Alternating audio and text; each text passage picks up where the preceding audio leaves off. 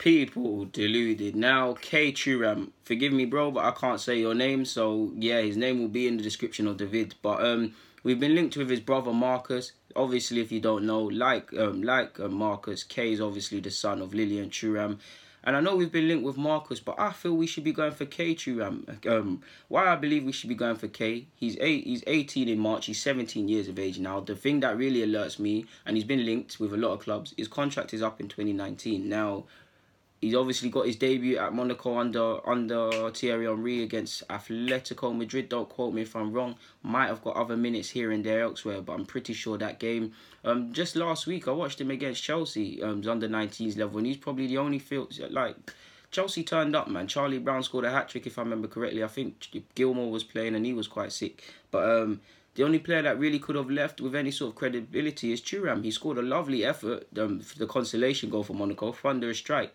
I believe he is, if he was to join Arsenal, there's a clear pathway. Now, the issue could be Joe Willock. Now, Joe Willock might find issue or have to fight, but I believe there's a clear pathway for this young lad. I would class him as a box-to-box midfielder, but there's scope for him to possibly, because of his size and his strength and stuff and his IQ, to become a defensive mid. Equally, I think he's got abilities more so in the other realm, the attacking realm. I think he's got lovely technical ability. I think he can play under pressure. I think he's got an okay range of passing, decent engine. His positioning can improve. I mean, he's still inexperienced. He's 18 in March, but the promise is there. Physical size, and he's still a growing lad. Ball retention as well. He can hold on to the ball. Got a shot on him. Really box to box, man. Could be the Diaby we never ever had, in my opinion. To be honest with you, I really like him and believe he's got a lot of potential. He's always available for a pass as well. His positioning is very good.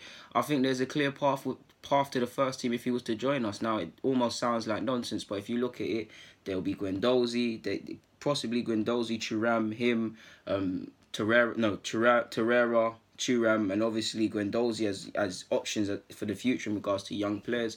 I think there's a case for a midfielder to be signed anyways away from him, but there's actually two profiles of midfielders that I believe we could go for. I believe we're missing a sort of ball-winning midfielder, because if Torreira's not there, like you saw against West Ham in the first game against Bate, there's really issues there, sort of thing. And I do believe I'd like to see us being able to shut out games with Torreira and someone else.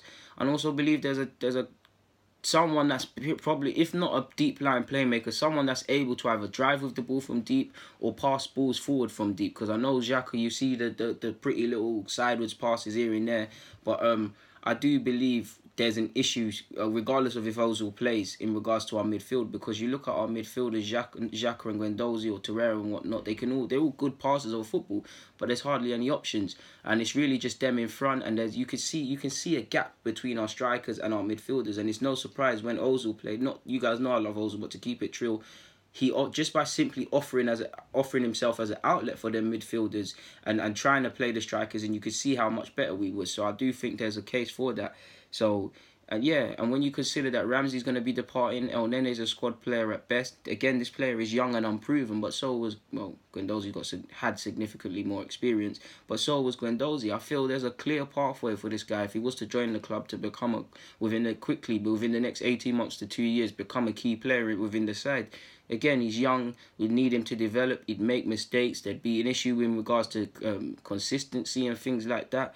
But because of his contract running out at Monaco, I think this is an avenue to go down. I think he's going to be a decent player. You guys know I'm never one to say people can be world-class, this, that, and the other. And I'm not saying that with him. I just believe he's a good player and he's got stuff that I look for. And I do believe his skill set could be utilised at Arsenal within the future or now. I think there's a clear pathway. I think his potential is there. I think he's a good player. And why wouldn't you want the best young players at your club, to be fair with you? And again, we can technically negotiate with his team for free from now because he's a free agent. But yeah, man, not just us. Everybody should be trying to bag him, to be fair with you. But it is what it is. So on that note, I'm going to get out of your hair though. People deluded. I'm out. Thank you for watching and rocking with me. Bang.